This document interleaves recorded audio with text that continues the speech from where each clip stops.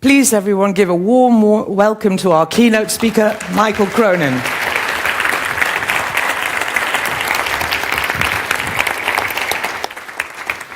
Thank you, everybody. Everybody can hear me okay?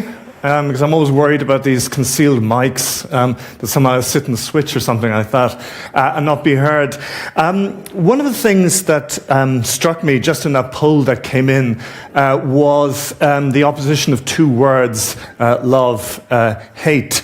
And one of the things that I'm going to try and explore this morning is, if you like, the way in which our relationship to translation and the relationship to the context of translation is something that is motivated by deep love, but in some ways may have very hateful consequences. And how are we going to deal with, how are we going to, if you like, cope with that in various ways? Because one of the things that struck me about the kind of the tagline for the conference is this notion of going beyond translating text.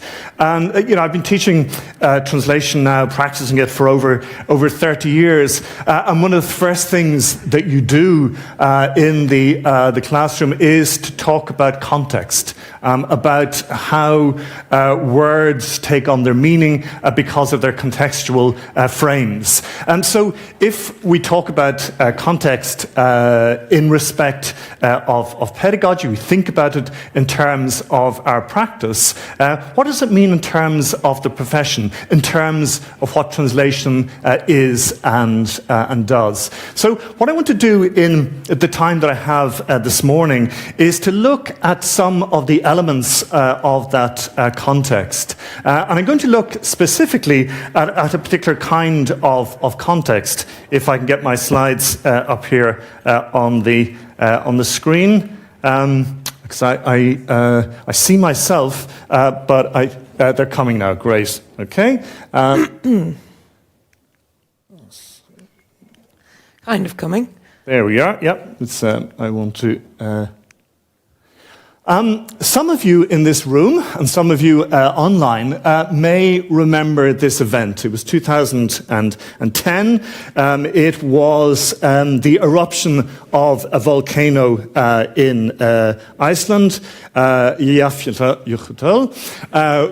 I had to practice that one, and I'm sure the Icelandic scholars in the room are utterly appalled at the slurred pronunciation. But you do remember that this was a kind of foretaste of pre-pandemic, of a kind of pandemic lockdown, where flights were grounded for several days, people couldn't move, and so on. What's interesting about that particular volcano is that it emitted about 150,000 tons of carbon.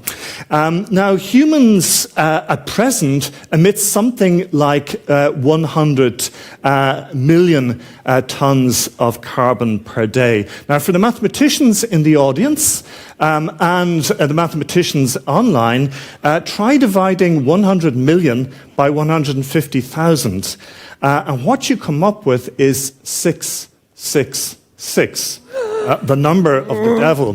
So there's a sense in which, of course, what is utterly diabolical about the carbon emissions is that they are likely to imperil our future. So what I want to try and do is to consider what are the, if you like, the consequences for us as translators in terms of how we think about our practice, the kind of translation that we need to do, how we need to think about the tools that we use when we're doing translations, and how do we think, if you like, in terms of longer time spans, in terms of what I'm going to call deep time as opposed to very short, immediate, proximate human historical time.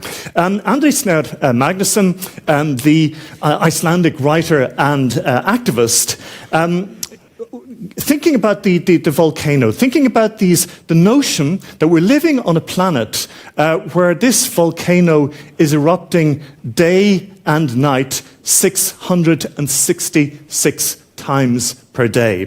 And he says, when a system collapses, language is released from its moorings. Words meant to encapsulate reality hang empty in the air, no longer applicable to anything. Textbooks are rendered obsolete overnight, and overly complex hierarchies fade away. People suddenly find it difficult to hit upon the right meaning, to articulate concepts that match their reality. So to some extent, if you like, for us as translators, for people who work with language all the time, what happens then, if you like, when translation or when language is in a sense overwhelmed by a particular kind of planetary context? To try and put some kind of shape on this, and to think how we might think about this, I want to kind of reflect briefly on my 30 years practicing, teaching, studying translation and how it operates and has evolved and so on. And what I want to argue is there's basically three sort of different paradigms that we've used to look at how translation, how the texts interact with the context. The first is what I'm going to call the ethnocentric, the second is the geocentric, and finally the terracentric.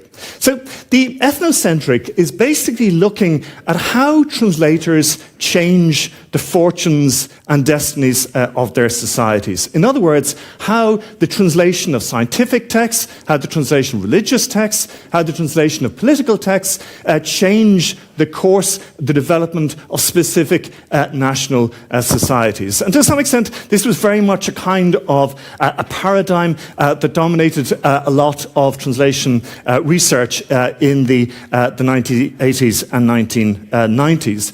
And then, of course, what happens from the late 80s onwards, with the fall of the Iron Wall, with the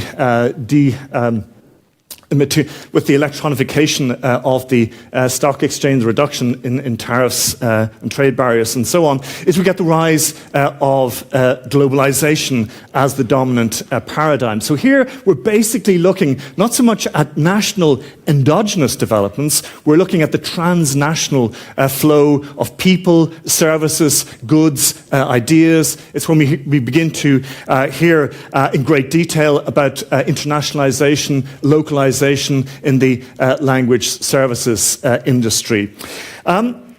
And what I would argue is that now we're moving into, if you like, a third phase, which is what I would call the terracentric paradigm.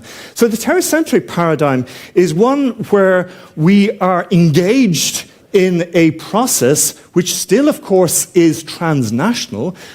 We're still, if you like, as all of you here in this room are, engaged in the circulation of ideas, goods, services across different languages and different cultures. But what we now have to be mindful of is the extent to which our lives are localized, spatialized, are lives that are determined by the immediate material circumstances in which we live as a result of the ecological crisis. So, in terms of this terracentric paradigm then, thinking about translation in its relationship to the planet and an ecological context, what kinds of things might we begin to look at? So what I want to look at first is what I'm going to call the resource unconscious. So basically the things that sort of underpin the activities that we engage in. Then I'm going to look at the question of mobility, and particularly the question of mobility and migration as a result of the climate emergency, and what the consequences may be for translation. Then, and this is where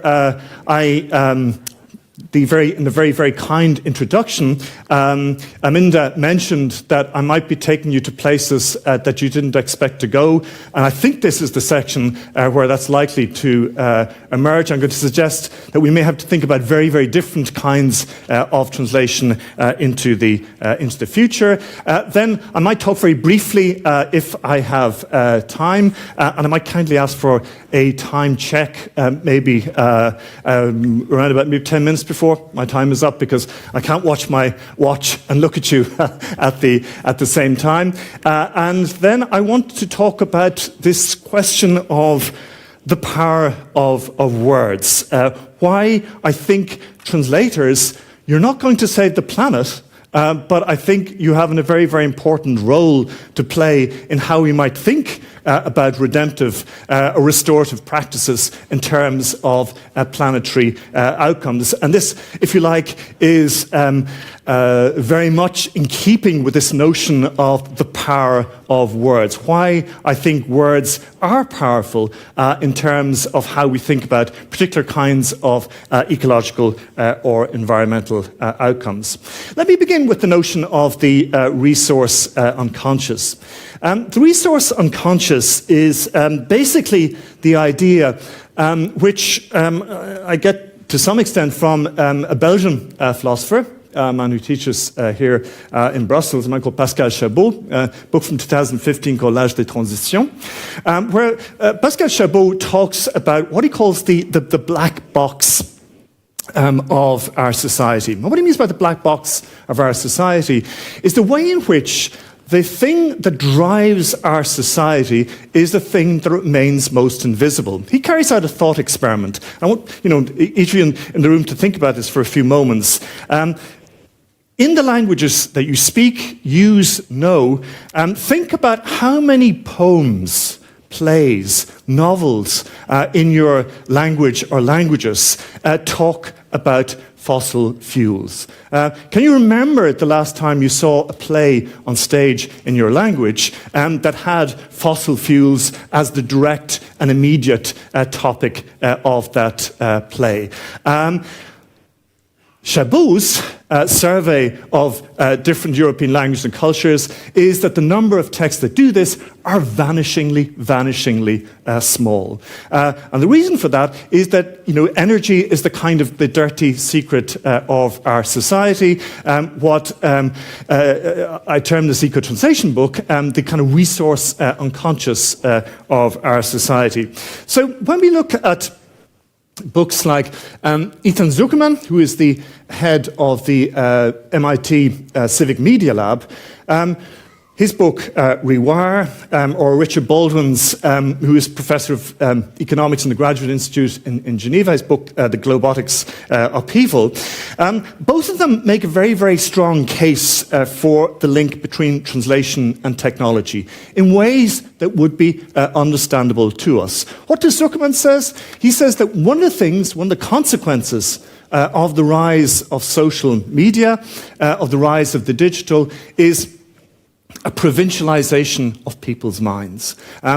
What he did was he carried out extensive surveys of online social media usage, and he found the vast majority of people, over 90%, if you like, put up posts in their own language, to their own people, in their own culture.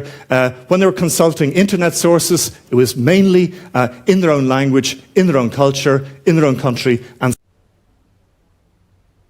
who carried with them different sets of friends to the new space. So what he argues, and this of course is music to our ears here as translators, is we need to put translation at the heart of the digital picture. The only way of overcoming digital provincialism is the use of translation. And he suggests the way we do this is two ways. One is the use of volunteer translation, and the other is the use of what he calls human computation, which is basically an idea he takes from Louis van Aan, where you kind of couple Duolingo with Ray Captcha, and so those words that you type in to show that you are human and not a robot, which then allows for the digitization of particular texts, that this will be captured via Duolingo to produce or to allow for the widespread translation of texts. Okay? So here we have very much an idea of translation futures being linked to digital futures. The robotics revolution, Richard Baldwin argues that what's happening at present is the convergence of what he calls AI, we know, artificial intelligence, and what he calls remote intelligence. So remote intelligence is that when you combine machine translation and telepresencing technologies, that this allows for people all over the world who, even if they don't speak the dominant language of the corporation, to be able to take part in the activities of the corporation and therefore make a living, if you like, working in a language that is not theirs, but which is mediated through machine translation, and where through telepresencing technologies they can be spatially remote. So we may have serious reservations about some of the ethical implications of this in terms of volunteer translation. We may have doubts about the excessive claims that might be made for MT in this particular kind of context, and the vision that Baldwin has for this kind of globotics upheaval. But the one thing that I think we need to think about even more deeply is the notion of the resource unconscious, because currently we produce about 2.5 billion bytes of data per day. So, 2.5 quintillion. Quintillion is 10 to the power of 18, or 1,000 raised to the power of 6. According to Cisco, our production of data will increase 1,000-fold over the next 20 years. So there's this, when we look at the number of digital devices that we have, currently we have about 28 billion. We have 9.26 billion, and it's likely to climb to around 28, 29 billion by 2025. The fact that we have more and more digital devices, that usage is becoming more and more personalized, that the bit rate of our content keeps increasing all the time, that we move from 3G to 4G to 5G and so on. So what all of this means then is that the energy consumption, which according to some predictions may consume up to 20% of our electricity by 2025, the ICT industry. This is increasing at an ever faster rate. So is there a sense then in which in translation we have to think about the resource unconscious, about what is going on in our black box? Your typical laptop has around about 15 to 16 hazardous metals. It has 22 metals that are difficult to source, are scarce, or can only be sourced in particularly dangerous conditions. Around 70% of IT devices are recycled in unsafe and unsanitary conditions for the people who are engaged in the recycling. So there's all of these things, if you like, that are part of this resource unconscious, the things that are in the black box that we tend not to think or talk too much about in the translation world. So there are two ways then of so these, if you like, are some of the hateful consequences of the things or the activities that we engage in daily. So what are the kinds of things then we can do about it? Well, we could argue that there are two ways of looking at this question. One is what I'm going to call supply-side ecology, and the other is demand-side ecology.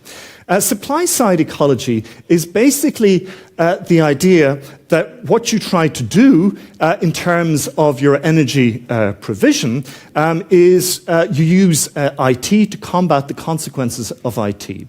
So you use smart technologies in order to reduce energy consumption. You try to switch to renewables as much as possible. You use things like long-range Wi-Fi networks that have been used in places places like rural Catalonia, the Kerala state in India, where you recycle a lot of the materials, you reduce energy consumption, where in certain countries in Africa you use things called data mules, where you sort of piggy bank on the public transport service in order to enable data transmission.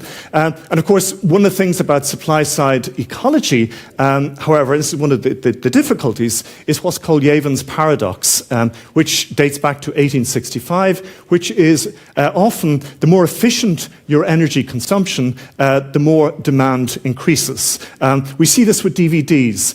It is much more energy efficient to watch a DVD online than to produce, distribute, and sell a DVD. The problem is, however, that the DVD that you buy, you might look at it several times over the course of your lifetime, but when you look at online streaming services, you watch more and more and more, if you like, DVDs or films. So this is one of the paradoxes, if you like, supply-side ecology has to deal with.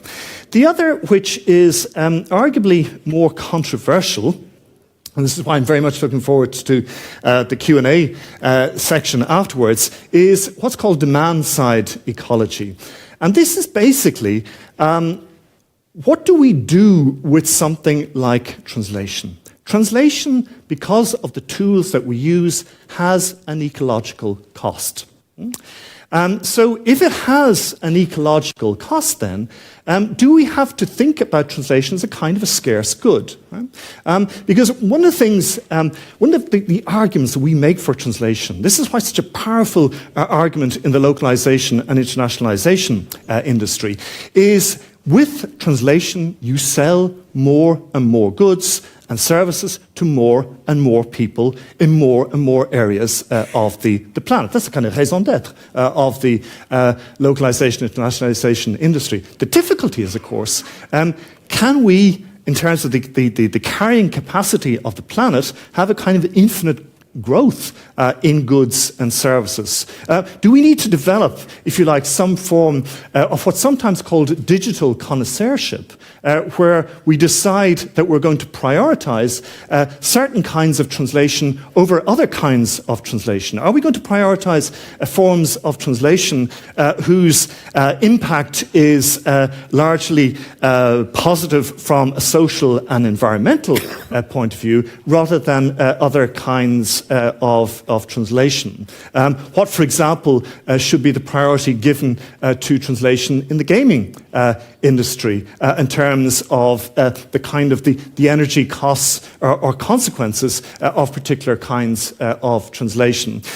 So this, if you like, means that in terms, one of the things that we've been thinking about for many, many decades in translation are the conditions of the production of translation, how we produce good, efficient, effective translations. But now, in the current age, do we have to think about the conditions of the reception of translation? In other words, what kinds of translation are likely to have the best possible social or environmental outcomes in terms of, if you like, the energy costs that are embedded in the production of translations? A further question, if you like, in the context of this is one of the key words in talking about environmental damage is this word of extractivism, the way in which particular resources, minerals, fossil fuels are extracted in a way that has baleful or negative environmental consequences. Do we have to think about extractivism, for example, in the translation industry, in translation itself, where translations that are produced by translators, often for public institutions, are then monetized by private firms for machine translation systems, and in this respect, is there a sense in which we have to think about the notion of the ghost worker? The ghost worker is a concept that's been developed by economists in different spaces. You can see there on the screen the name of three of them, economists and sociologists, who have looked at how much of the digital economy, which can often present itself as a kind of an automatic, machine-driven thing, is underpinned by a plethora of workers working globally, often in very poor conditions with low wages, who, if you like, service the kind of the digital behemoth. Is there a sense in which translators could potentially, or maybe indeed are already potentially, become a part of that army of ghost workers? Is there a sense in which, when we think about restorative rather than extractivist politics, we have to think about translation from what's called a data as labor rather than a data as capital point of view? So data as capital is basically where you extract the data. The people who produce the data get very little from it. It's largely monetized by the people who use the data, whereas the data as labor point of view is the notion that users get paid for the data that they generate. Do we need to look at things like blockchain technology in order to track translational inputs into various forms of machine translation output? The difficulty, of course, blockchain technology, it is hugely, its consumption is enormous from the point of view of energy. But you see the idea of some form of tracking to allow us to look at those particular inputs.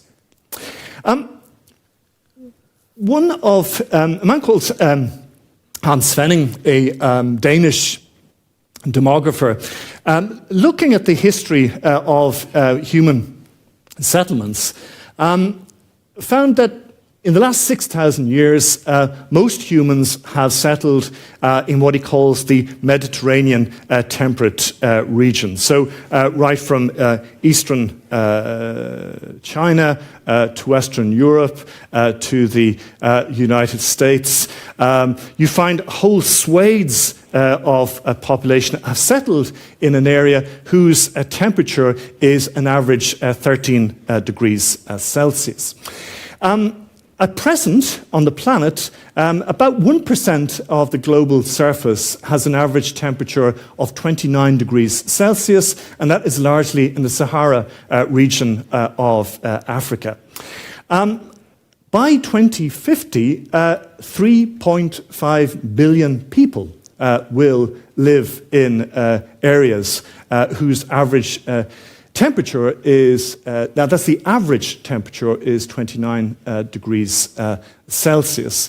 The problem when the average temperature is 29 degrees Celsius and above is that it becomes humanly impossible to work outdoors. The International Association for Migration estimates that by 2050, 1.5 billion people on the planet will move because they will desperately need to move to cooler, higher areas of the planet.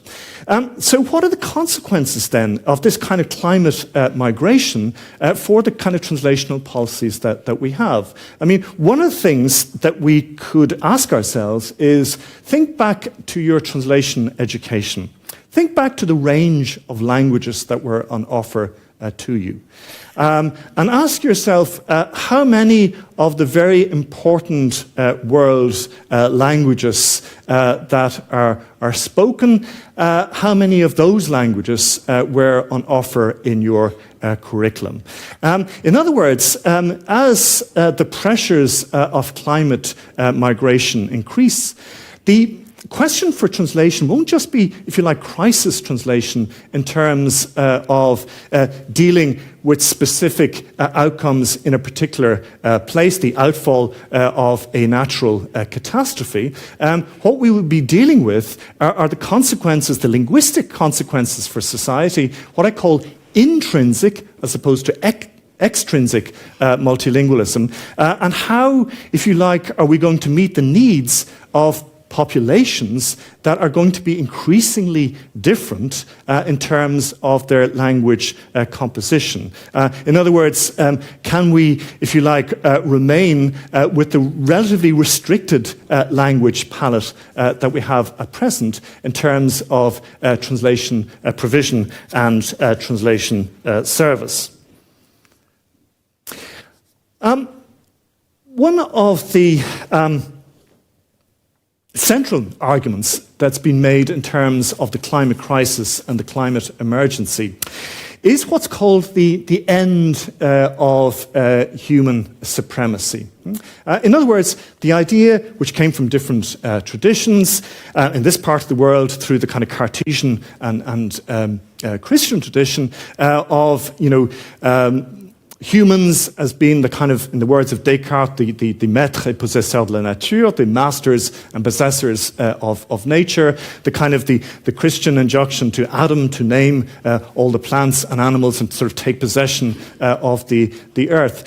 So this notion of the more than human world being at the service of the human has now been fundamentally challenged because the earth is coming back and is biting us hard. It's biting us increasingly hard. So that means then that we have to think about less, if you like, vertical relationships in our relationship to the environment and more in terms of horizontal relationships. And we can already see this, if you like, in certain areas of constitutional law and in what's called eco-jurisprudence, where rivers, forests, mountains, seas are being given legal rights. They're being constituted, if you like, as legal entities in their own right, which, ironically, is something that prevailed in certain areas of medieval canon law in Europe. What that means, of course, this poses a very, very big question, is the question of what we call post-holocene governance. So Holocene, the kind of the period where there's the warming up after the Ice Age, which sees the appearance of translation in its written form. We get writing instruments, the emergence of settled civilizations, and so on. But what as we move out of that era into the age of the Anthropocene, of human-induced climate change, then we have to think about what our relationship is then to the more than human world. And one of the things that implies is communication across difference. Because what defines translation? Translation is fundamentally about translation across difference. So if we are going to give legal representation to mountains, rivers, streams, animals, how are we going to communicate across this difference? How are we going to represent these radically different forms of alterity? And one of the most interesting areas in current translation research is interspecies communication. Very interesting project in London called the Cetaceous Translation Initiative, led by Michael Bronstein and his team, which is looking about whale-human translational interactions. There's the Earth Species project, which is using deep learning techniques and artificial intelligence to look at the possibility of developing forms of translation between humans and other species. So, if you like, one of the things that the post-Holocene governance is inviting us to speculate on is how we broaden or rethink in a fundamental way the idea or the notion of translation. One of the most, or I suppose two of the most prolific writers on trying to imagine forms of democratic governance that would include the more than human world are two thinkers called Anthony Burke and Stephanie Fishel. And they envisage what they call a UN Earth Systems Council, which would be like a kind of the ecological equivalent of the UN Security Council. And then you had an eco-regional assembly, which would have 15 different regions that would correspond to the main eco-biomes on the planet. But again, what they envisage as part of their system is that the different elements of this more than human world would be there in a representative capacity. And then you have to think about what are the translational consequences of this representational capacity. There's the demand that non-humanists either speak our political language or remain mute was always cast in the wrong direction. It is we who must learn the Earth's language and reimagine the polity in its idioms. And of course, it's important there that the notion of polity is something that is expressed in its plurality. David Epstein is someone who thinks about the notion of range. And he basically, some of you in the room may be familiar with the 10,000 hours thesis, right? The idea, if you want to be good at something, football, tennis, French, golf, playing the violin, you have to devote at least 10,000 hours to it. The idea that you kind of you focus narrowly and you focus intensely on things, and we get these stories of Tiger Woods at the age of 4 already outputting his father on the golf range, of genius violinists who were scarcely out of their cot before they started playing the violin, and by dint of this hard work, eventually rose to excellence. What he argues is that this is a model that is a very, very, very poor guide to effective human behavior. That the problem with that kind of specialization is that you become extremely good at detecting patterns, but you become extremely good at detecting patterns within a very narrow range.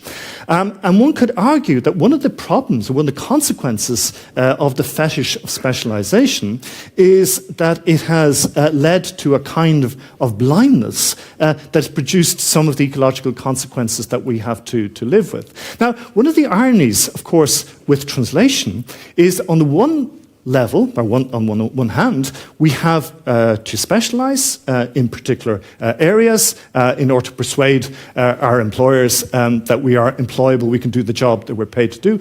But on the other hand, if you look at the biographies of most translators, indeed I suspect most of you here in the room, you have operated across a very, very wide range of different areas: language, culture, science, technology, history, and so on. And it seems to me that that particular kind of ontological or personal property of translators, this sense of the ability to be able to move your mind across different terrains, what is sometimes dubbed faraway thinking, that this is something that will be a crucial ecological asset in the period ahead.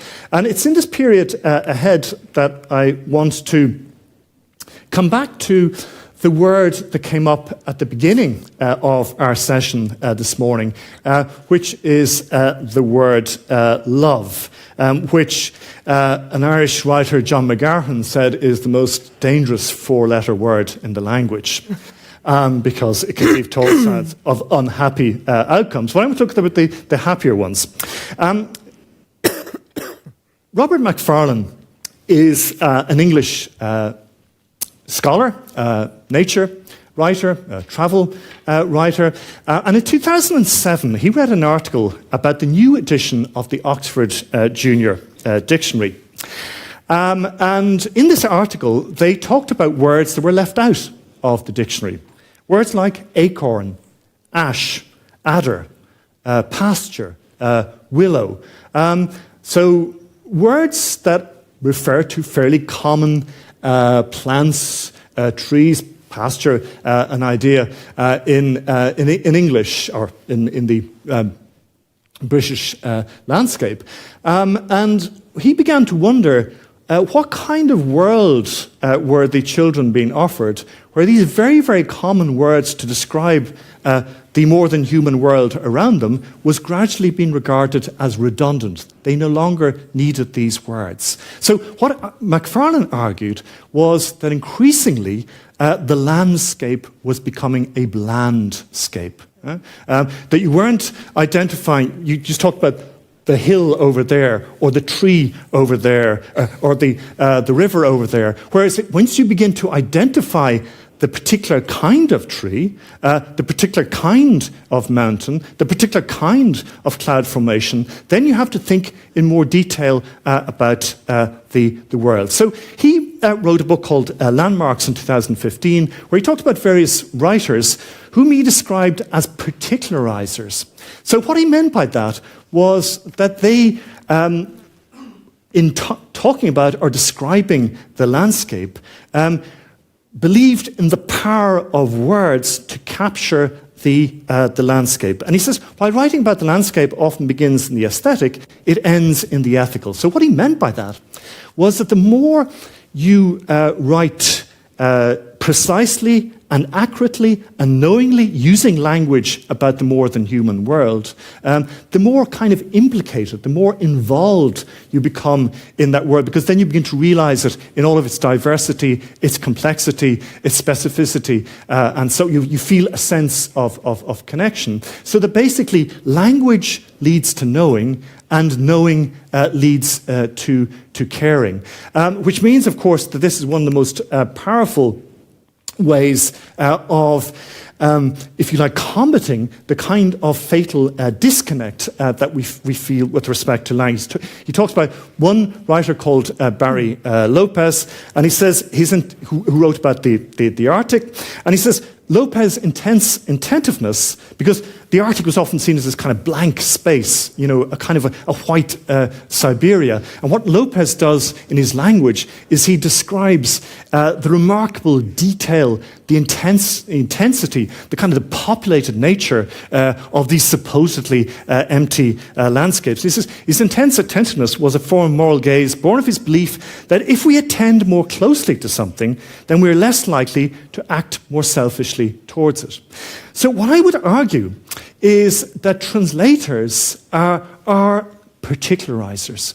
Translators, and this includes all of you here in this room, all of the people who are watching us online this morning, all of you are deeply, deeply involved in the kind of thickets of detail of your language. You are particularizers. That's why you do what you do.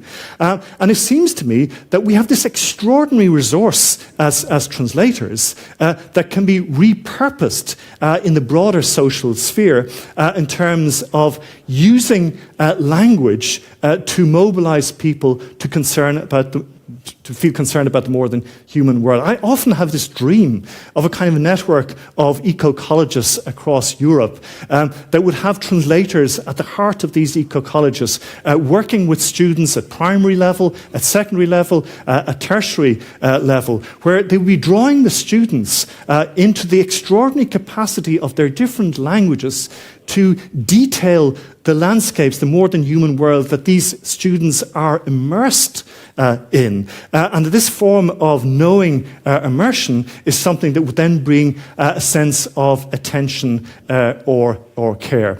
I mean, one of the reasons that I think that this is especially important, and I conclude on this, is that one of the most lucid commentators on the question of climate change is an Indian writer called Amitav Ghosh. And Amitav Ghosh says that one of the things that characterized the great realist novel, the novel of Balzac, Dickens, and so on, is that they talked about things that were likely to happen. So instead of talking about the gods and mythology and unlikely events in the pantheon, you talked about the ordinary, everyday lives of people. So what the realist fiction was about was writing credible stories about ordinary, everyday lives. And anything that was improbable or bizarre was in the realm of science fiction and fantasy literature. What Gosh argues is that we're now living not in the era of the plausible, but the era of the implausible, of outcomes that are far in excess of what we normally anticipate things to be. So translators, it seems to me, I would argue, are uniquely placed as particularizers as people who are gifted with a particular kind of range of human knowledge, people who have kind of knowing interaction with tools, to be able to think about the context to our texts and how we might, in all kinds of both plausible but also implausible ways, think about post-holocene governments, interspecies communication and so on, how we might react to the challenges that are ahead of us. I would have talked more about deep time, but I realized I'm running out of human time, so I'm going to shut up now, and we very much welcome your questions, comments, queries. Thank you. Wow.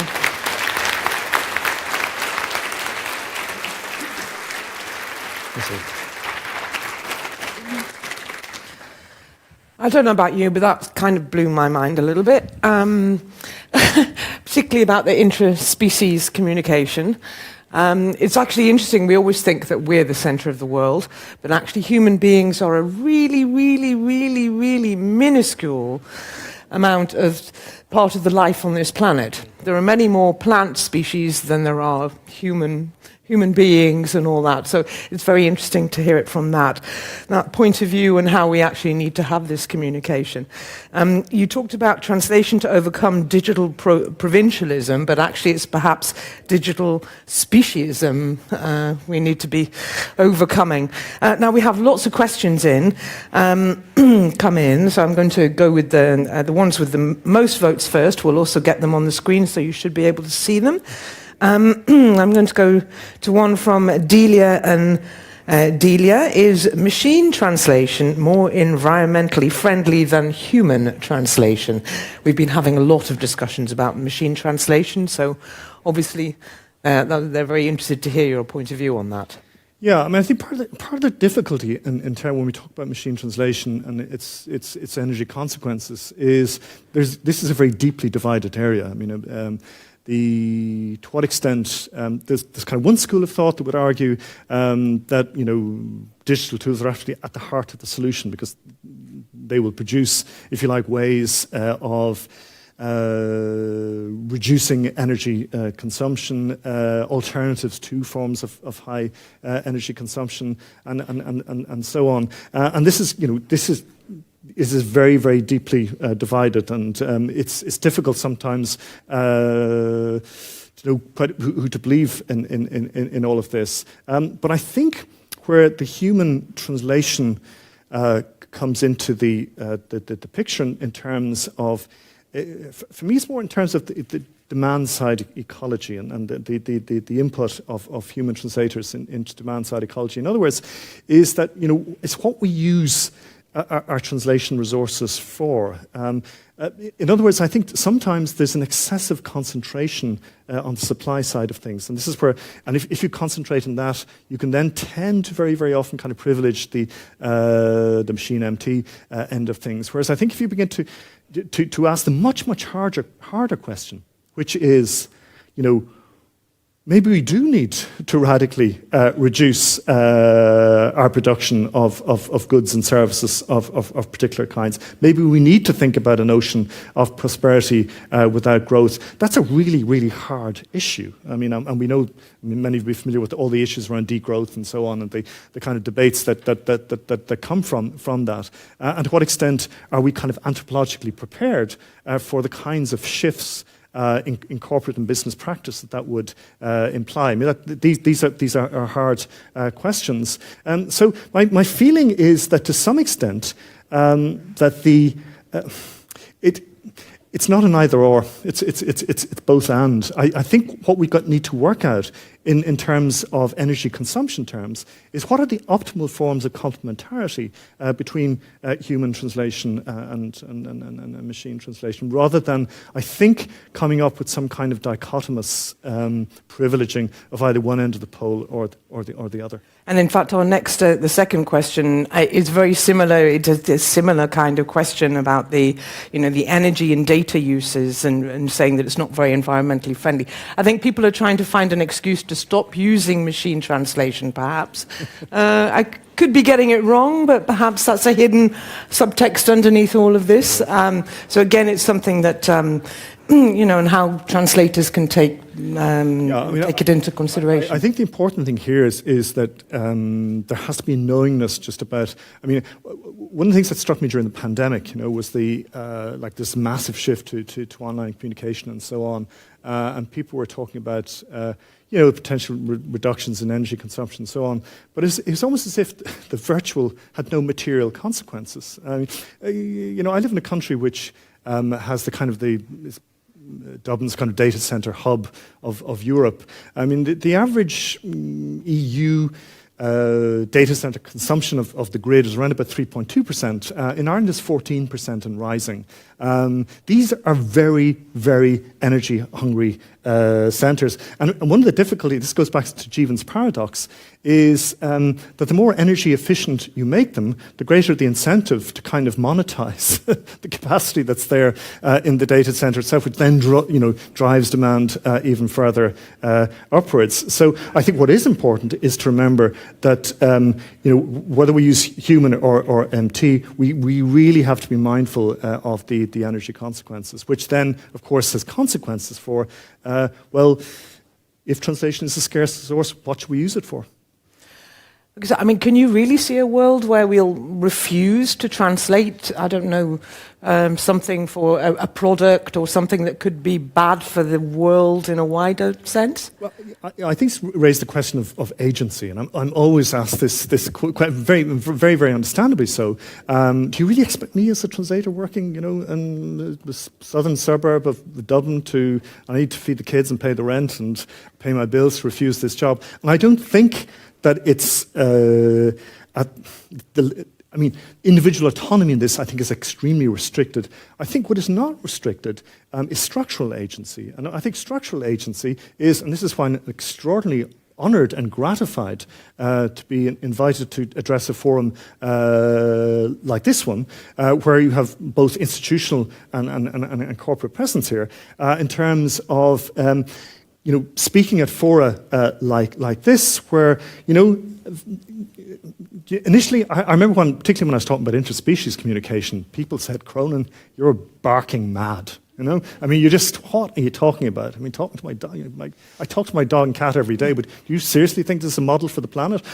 So it's this kind of, so initially, of course, when we raise these arguments, they're considered to be peripheral, bizarre, eccentric, but then they spread through people's thinking, and it's when it gets to the level of potential structural agency, then I think that's when you begin to make changes, rather than, I think, the rather unfair thing of expecting, a freelance translator who's very isolated to make those kinds of decisions. So when you talk about structural agency, how do you imagine that working? What do you mean by that? Yeah, so what I mean by that is that, the debate is beginning in fora like this, and then fora like this, for example, DGT here, it interacts with other parts of the commission, and then, if you like, by form of sort of almost capillary action, it spreads from one section to people begin to raise this. Well, maybe we need to think about, in terms of how we're going to use our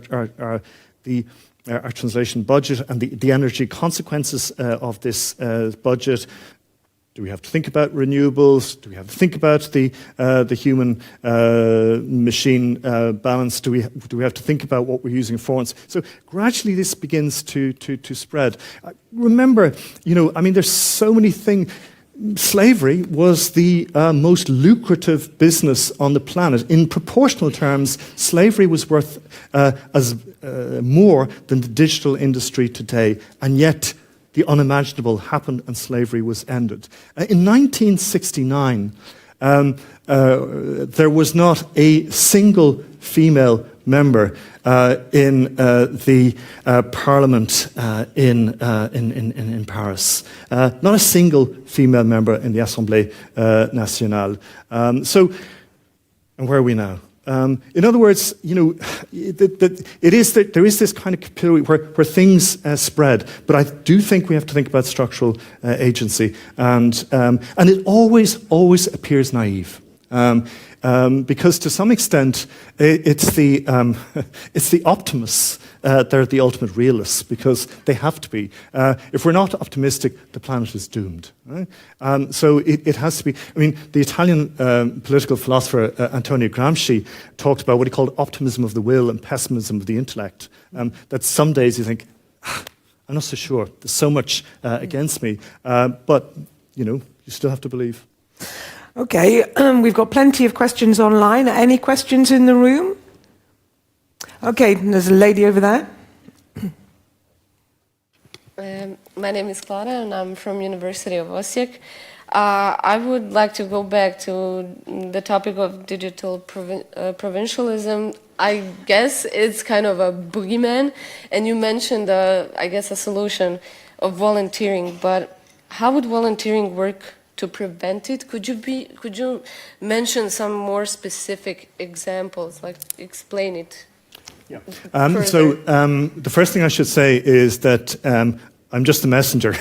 This is Zuckerberg's idea.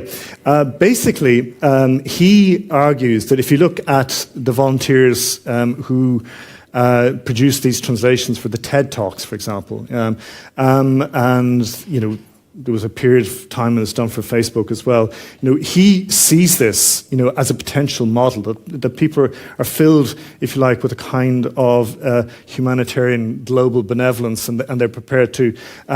And this is, for example, in this eco-translation book I did in 2017, I was deeply critical of this model, because what it basically leads to is the demonetization of translation, and the demonetization of translation leads to the deprofessionalization of translation, and basically, it's part of a particular paradigm, and we see this with internships in so many companies today, where we've now reached the kind of end point where it's no longer a question of working for terrible wages. Now you work for no wages at all. And there's a kind of a notion that translators should... So I find that his notion of a kind of digital translational benevolence is underpinned by something very dark. Dark is the kind of extractivism, the kind of the exploitation of volunteer translations. And the other is a complete disregard for the, if you like, the material cost of virtual technologies, which need to be factored into the picture. So just to reassure you, I was just conveying that message rather than approving of it. Yeah, thank you. Please don't shoot the messenger. We have time for one last question, which is really a shame, because I could have sat here and asked you loads of questions, and we have a lot online. But we're talking about thinking about the material consequences of what we do, and I think this is a good one to kind of round off, which is from Magali, and it says, what are some of the steps we should take to have less impact in the environment as we translate? Yes, I did a piece recently for the Linguist, the Institute of Linguists publication in Britain, and so it one of the things I was arguing is that, translate. I'm thinking this from the point of view of a freelance translator I'm working at, and to ask yourself, who is my energy provider? Do I always, so in other words, can you switch to an energy provider that depends a lot more on renewables? Do I always need wireless connections? Because if you have a wired connection, you reduce your energy consumption. Is there a sense in which I can, within the realms of the possible, kind of ecologically calibrate my output? In other words, is there some kinds of translation that I can do that is likely to have positive social and environmental consequences? In other words, can you arrive at some sort of compromise or balance between the two? And also, and I think this is kind of sort of looking to the future, maybe a certain sense of linguistic preparedness for the consequences of climate migration. Why not learn particular languages that are likely to be in demand or a need in order to facilitate what is going to be, and we have to accept it's going to be a fairly radical recomposition of our populations as a result of the extreme pressures that will come from global warming. We are on a we are on a continent that has whose temperatures have risen twice as fast as any other continent on this planet in the last 30 years. So we certainly know what we're talking about in the years ahead. Well, Michael, thank you for that incredible, advice as well. Look into some of those languages. It's certainly a future. We have a lot of freelancers and a lot of young translators who are just starting off in this conference. So I think that's a really good tip for them to think about ways for the future and to also be able to be, let's say, to use their power of words in the right way, also for us and for the planet. So thank you. Please give a big round of applause to our keynote speaker. Amazing. Thank you.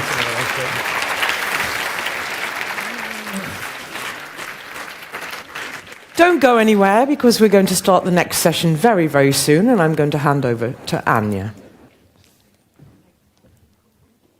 Yes, don't go anywhere. We're just setting up, so just sit in your seats, have a think about some of those very uplifting and very thought-provoking comments